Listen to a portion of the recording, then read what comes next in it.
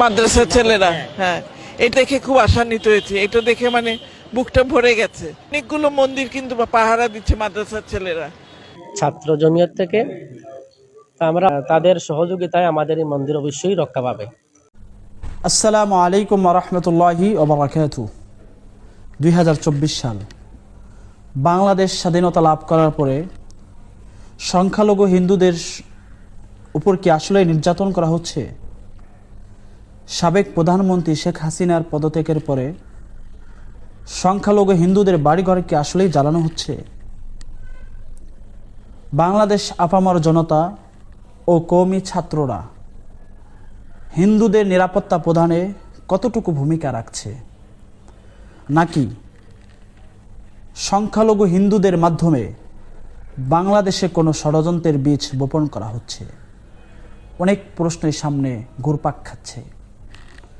2024 সাল বাংলাদেশে এক নব দিগন্তের সূচনা হয়েছে। দীর্ঘ 16টি বছর বাংলার পূর্ব আকাশে কালো মেঘ জমা হয়েছিল। তা অপ্রভেদ করে সোনালী সূর্যের উদয় হবে, তা হয়তো এ জাতি কোনোদিন ভাবতেই পারেনি। নিগুড় তমাশাচ্ছন্ন রজনী অপ্রভেদ করে শুভ সকালের উদয় হবে, তা হয়তো এই জাতি কল্পনাও করতে পারেনি। আর এ জাতি কল্পনা করবেই বা কী করে? যারা নির্গুম রজনী কাটাতে যারা অভ্যস্ত হয়ে গিয়েছে, জুলুম অত্যাচারের স্টিম রুলারে পিষ্ট হতে যারা বাধ্য হয়েছে, এক শাসনতন্ত্র দেখতে দেখতে যারা ক্লান্ত হয়ে গিয়েছে, তারা কিভাবেই বা এক সোনালী দিনের স্বপ্ন দেখতে পারে? এ স্বাধীন বাংলায় নতুন করে স্বাধীনতা ফিরিয়ে আনতে কিভাবেই বা তারা স্বপ্নে বিভোর হতে পারে?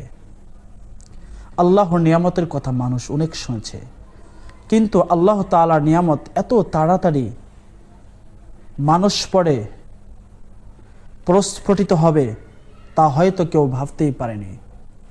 2024 সাল জুলাই মাস সূচনা হয় কোটা সংস্কার নামক এক নতুন আন্দোলনের।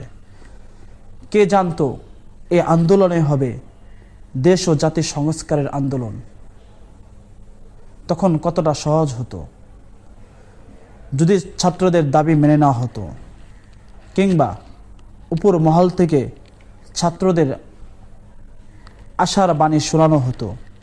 তখন হয়তো এই আন্দোলনের দাবানল বাংলাদেশের চারদিকে ছড়িয়ে পড়তো না, কিংবা আপামর জনতা এতটা সাড়া দিতেন না। কিন্তু উপর মহল থেকে ঘোষণা হলো, যারা আন্দোলনে অংশগ্রহণ করেছে তারা সকলেই রাজাকারের নাতিপুতি। মুক্তিযোদ্ধাদের নাতিপুতিরাও পাবে না, তাহলে কি রাজাকারের নাতিপুতিরা পাবে? মুক্তিযোদ্ধাদের নাতিপুতিরাও পাবে না, তাহলে কি রাজাকারের নাতিপুতিরা পাবে? সেটা আমার যে একটি বাক্যই কোটি মানুষের হৃদয়ে রক্তক্ষরণ হয়েছে। নতুন করে আন্দোলন এর দাবানল বাংলাদেশের অলিতে গলিতে সূচনা হয়েছে। হাজারো যুবক এর রক্তে বাংলাদেশের মাটি রক্তাক্ত হয়েছে। বাংলাদেশের মানুষ নতুন এক স্বাধীনতা লাভ করার স্বপ্ন দেখেছে।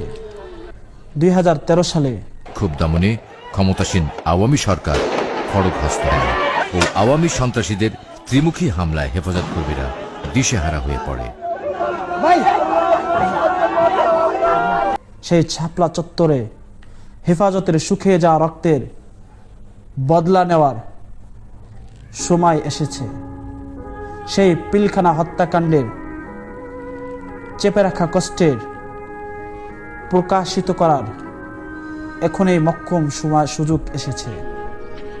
তখন বাংলাদেশের আপামর জনতা, ছাত্র জনতা, কওমি সন্তানেরা এই সরকার ও বাংলাদেশে নতুন স্বাধীনতা আনার জন্য রাজপথে ঝাঁপিয়ে পড়েন, যার ফলশ্রুতিতে 2024 সালের 5 আগস্ট বাংলাদেশে এক নতুন স্বাধীনতার স্বপ্ন, এক নতুন স্বাধীনতার সূর্য উদয় হয়। এখন বাংলাদেশের আপামর জনতা তাদের আনন্দ উল্লাস করার জন্য বাংলাদেশের রাজপথে তারা সকলেই বের হয়ে যায়, যেন দীর্ঘদিন জেলখানায় বন্দি থাকা কোনো কয়েদি মুক্ত বাতাসে বের হয়ে আকাশ পানে তাকিয়ে একটি মাত্রই বাক্য উচ্চারণ করছে, we are free, we are free, আমরা স্বাধীন, আমরা আজ মুক্ত, আমরা স্বাধীন। তখন আকাশে বাতাসে একটি ধ্বনি প্রতিধ্বনিত হচ্ছিল, আজ আমরা স্বাধীন, আজ আমরা মুক্ত। তখন সকল মহল থেকে একটি বাণীকেই চারদিকে ছড়িয়ে দেওয়া হচ্ছিল, বাংলাদেশের সংখ্যালঘু সম্প্রদায়ের প্রতি যেন কিছুতেই অবিচার না করা হয়, কিংবা বাংলাদেশের সংখ্যালঘুদের প্রতি যেন কিছুতেই নির্যাতন করা না হয়, বা তাদের বাড়িঘর কিংবা মন্দিরে যেন আগুন কিংবা হামলা করা না হয়। তখন আপামর জনতা সকলেই তাদের ডাকে সাড়া দিয়েছেন। বিশেষ করে মাদ্রাসার ছাত্ররা এই ডাকে সাড়া দিয়ে বাংলার দিক দিগন্তে তারা ছড়িয়ে পড়েন। প্রতিটা মন্দির পাহারায় তারা নিজেদেরকে আত্মনিমগ্ন করেন। আমরা যেভাবে মসজিদকে পাহারা দিচ্ছি ঠিক তেমনি ভাবে এই মন্দিরেও আমরা পাহারা দেব। দিবা নিশি রাত দিন তারা মন্দির পাহারায় তারা গুজরান করতে লাগেন।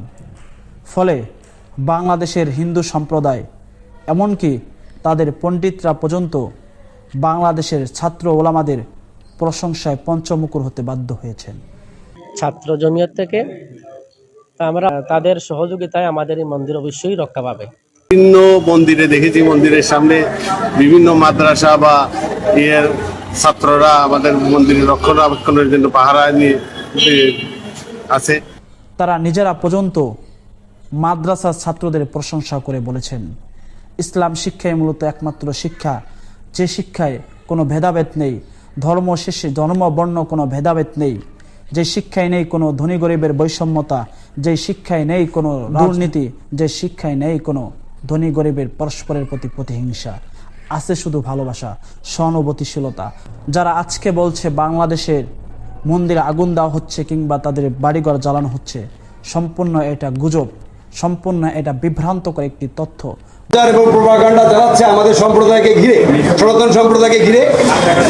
আমি দায়িত্ব নিয়ে বলতে চাই, রংপুর মহানগরে এরকম কোনো ঘটনা ঘটে নাই। আমি বলছি রংপুর জেলা থেকে কোনো সংখ্যালঘু বা হিন্দু সম্প্রদায়ের লোকজন ভারতমুখী হয়নি। যে অপপ্রচারটা চালাচ্ছে কয়েকটা চ্যানেলে, আপনারা বাংলাদেশের যারা সাংবাদিক আছেন এইটাকে প্রতিরোধ করার জন্য বরং আমরা সম্পূর্ণ নিরাপদ, আমরা কওমি সন্তান ও আপামর জনতার মাধ্যমে আমরা সম্পূর্ণ নিরাপদ আছি এবং শান্তিতে বসবাস করছি।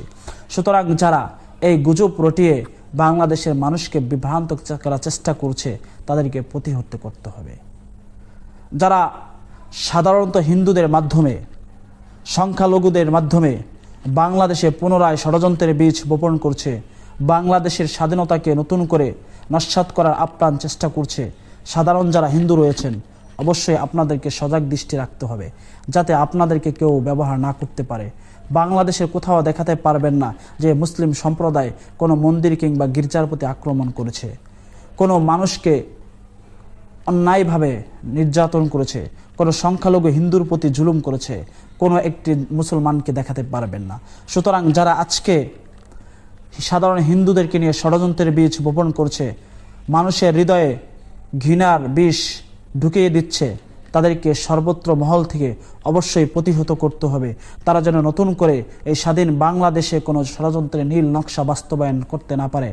তারা যেন সাধারণ হিন্দুদের মাধ্যমে বাংলাদেশে যেন নতুন হিন্দু মুসলিম দাঙ্গা এর বীজ বপন করতে না পারে। সকলেই সজাগ দৃষ্টি রাখবেন, সকলেই সতর্ক থাকবেন। আসসালামু আলাইকুম রহমতুল্লাহি ওয়া বারাকাতুহু।